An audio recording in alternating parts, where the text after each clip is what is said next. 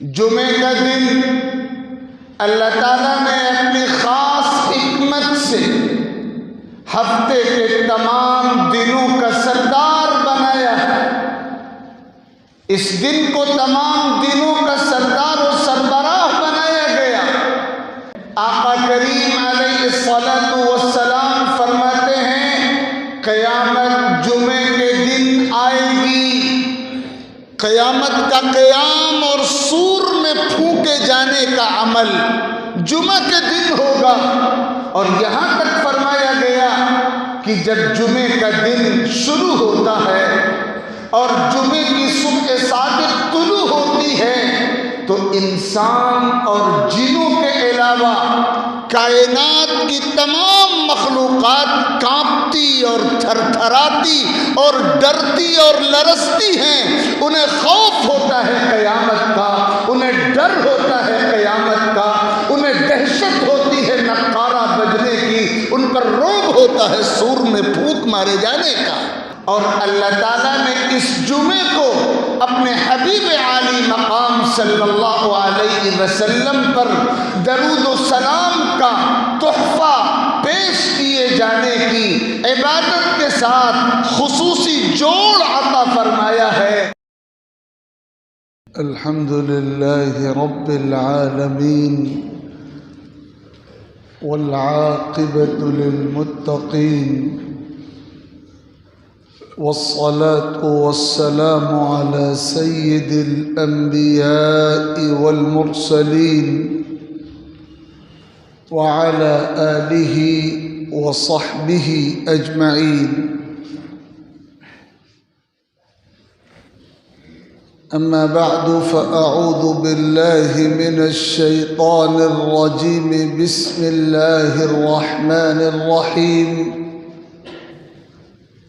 يا أيها الذين آمنوا إذا نودي للصلاة من يوم الجمعة فاسعوا إلى ذكر الله وذروا البيع، صدق الله ربنا العلي العظيم۔ وقال سيدنا ومولانا محمد صلى الله تعالى عليه وآله وسلم: مثل المهجر كالذي يهدي بدنة ثم كالذي يهدي بقرة ثم كالذي يهدي كبشا ثم كالذي يهدي دجاجة ثم بيضا أو كما قال صلى الله عليه وسلم۔ بزرگوں اور بھائیوں، اللہ تعالیٰ نے کائنات اپنے دست قدرت سے بڑی عظیم حکمتوں کے ساتھ پیدا کی ہے۔ یہ پورا نظام زمین کا اور آسمان کا، فلک اور سورج اور چاند اور تاروں کا، سالوں اور مہینوں اور ہفتوں اور دنوں اور راتوں اور گھنٹوں اور منٹوں کا، یہ پورا نظام اللہ تعالیٰ کی عجیب و غریب قدرت اور حکمت کا شاہکار ہے۔ اور عقل رکھنے والا دل ہو اور سچائی کو دیکھ سکنے والی آنکھیں ہوں اور حق کو سن سکنے والے کان ہوں اور حقیقت کو قبول کر پانے والے دماغ ہوں، تو اللہ تعالیٰ کے کی قدرت کا ہر شاہکار چیخ چیخ کر آواز دیتا ہے کہ میں اللہ کی قدرت کا شاہکار ہوں، مجھے بنانے والا، مجھے پیدا کرنے والا اس کائنات کا خالق اور مالک ہے، وہ یکتا ہے، اس کا کوئی شریک نہیں۔ وَفِي كُلِّ شَيْءٍ لَهُ آیَةٌ تَدُلُّ عَلَىٰ أَنَّهُ وَاحِدٌ، کائنات کی ہر چیز میں اللہ کی قدرت کی نشانی ہے، اور ہر نشانی چیخ چیخ کر پکارتی ہے کہ اللہ ایک۔ إِنَّ فِي خَلْقِ السَّمَاوَاتِ وَالْأَرْضِ وَاخْتِلَافِ اللَّيْلِ وَالنَّهَارِ لَآيَاتٍ لِأُولِي الْأَلْبَابِ، آسمان و زمین کی تخلیق میں اور رات و دن کے آنے اور جانے میں، موسموں کی تبدیلی، زمانے کی گردش، راتوں کا بڑا ہونا اور دن کا چھوٹا ہونا، اور پھر دن کا بڑا ہو جانا اور راتوں کا چھوٹا ہو جانا، ایک دن کے بعد دوسرے دن کا آنا، ایک موسم کے بعد دوسرے موسم کا تغیر، یہ سب نشانیاں ہیں اللہ تعالیٰ کی قدرت کی، اور جن کو اللہ نے عقل کی دولت سے نوازا ہے وہ ان نشانیوں کو دیکھ کر اللہ کی قدرت اور اللہ کی وحدانیت کے آگے اپنے دلوں کو بھی جھکاتے ہیں اور اپنے سروں کو بھی جھکاتے ہیں۔ یہ اللہ تعالیٰ نے نظام بنایا ہے۔ جمعے کا دن اللہ تعالیٰ نے اپنی خاص حکمت سے ہفتے کے تمام دنوں کا سردار بنایا ہے۔ اس دن کو تمام دنوں کا سردار و سربراہ بنایا گیا، اور حدیث پاک میں فرمایا گیا یوم الجمعۃ سید الایام، جمعے کا دن تمام دنوں کا سردار، اور اللہ تعالیٰ نے اس دن کو یہ خصوصیت بخشی کہ جب انسان اول سیدنا حضرت آدم ابو البشر علیہ الصلاۃ والسلام کو پیدا کیے جانے کا فیصلہ کیا تو ان کی تخلیق کے لیے جمعے ہی کے دن کا انتخاب ہوا۔ ان کو آسمان سے اور جنت سے زمین پر بھیجا گیا،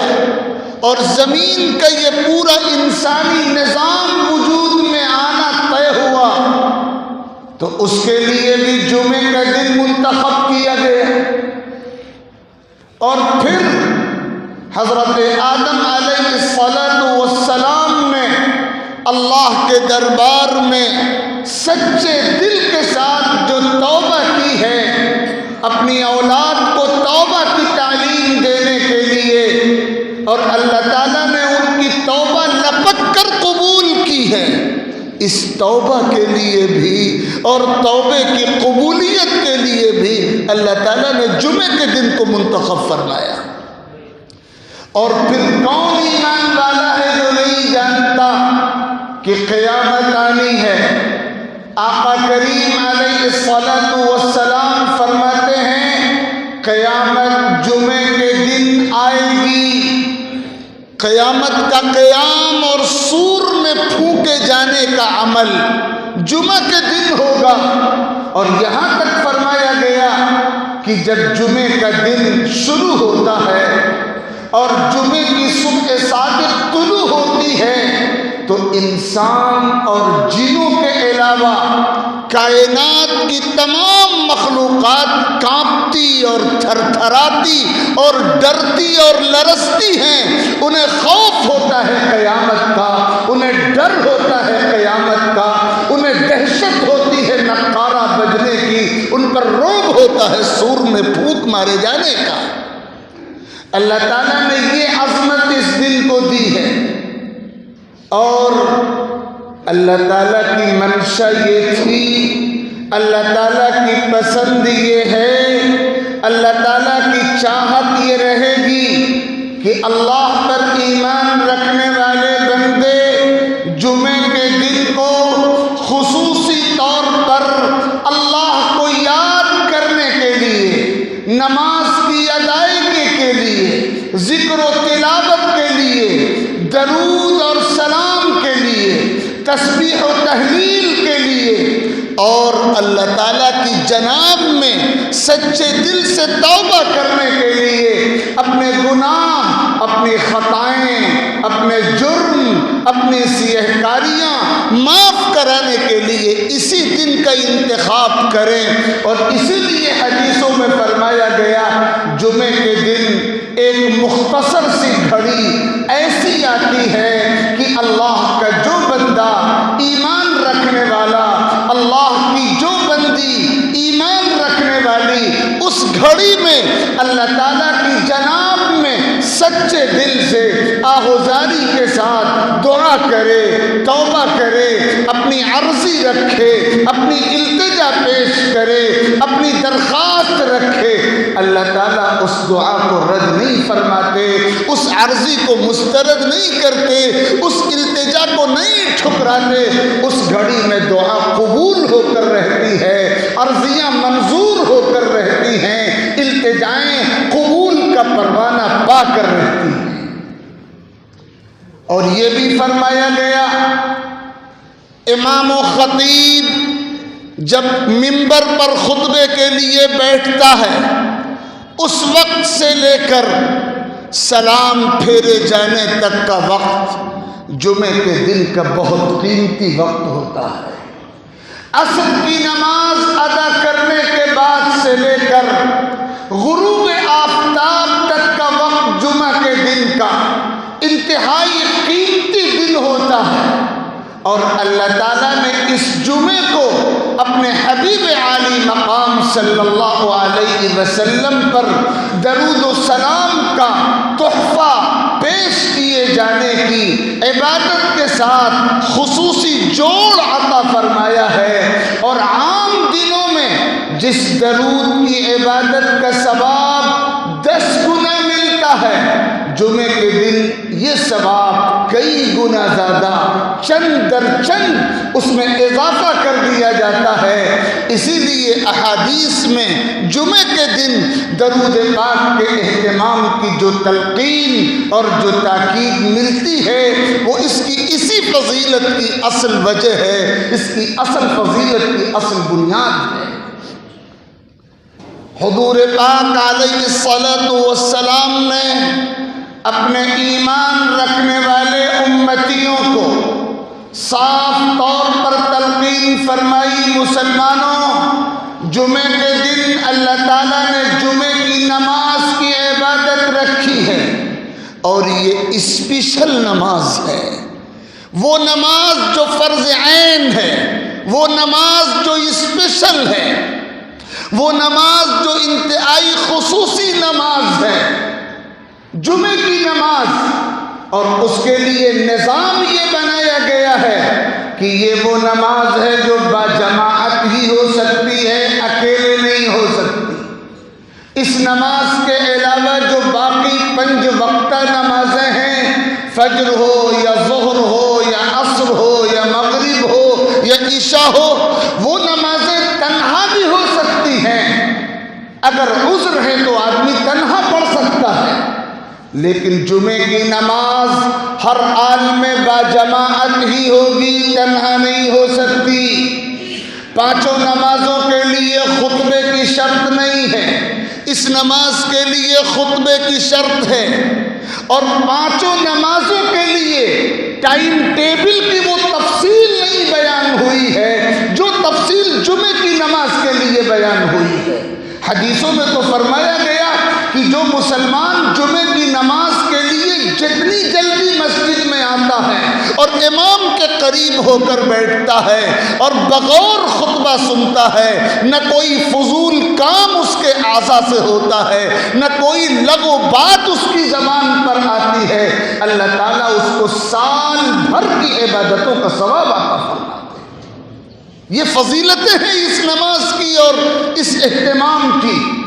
حضور پاک علیہ الصلوۃ والسلام نے 5 کیٹیگریاں بنائی ہیں، 5 حصوں میں تقسیم کیا ہے جمعے میں آنے والوں کو، اور فرمایا اللہ کے رجسٹر میں 5 کیٹیگریز ہیں۔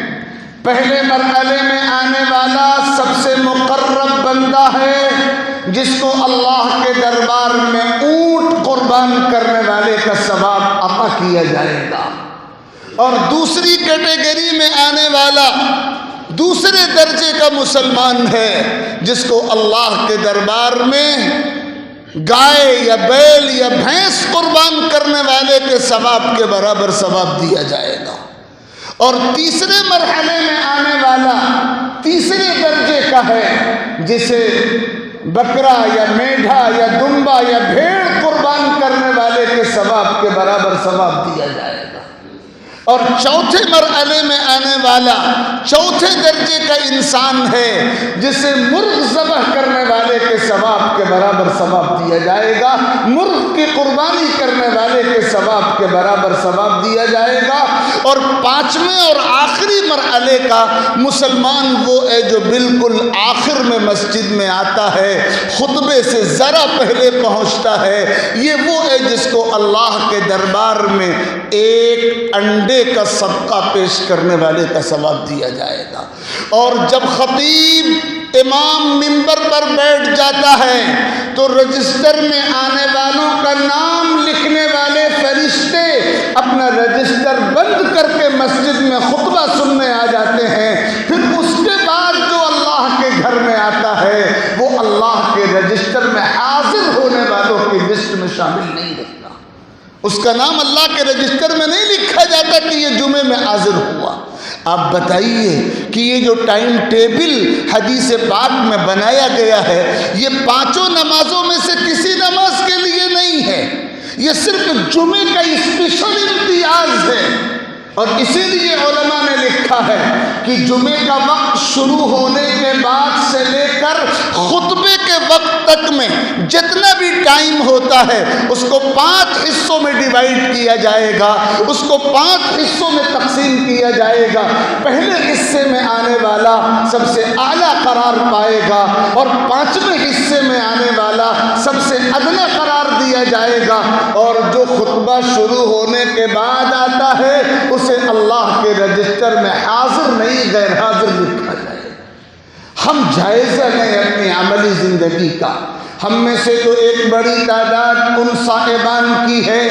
جنہوں نے شاید یہ سمجھ رکھا ہے کہ بس ہفتے میں جمعے کی نماز ہی پڑھ لینا کافی ہے، بقیہ کسی نماز کی اتنی اہمیت نہیں ہے۔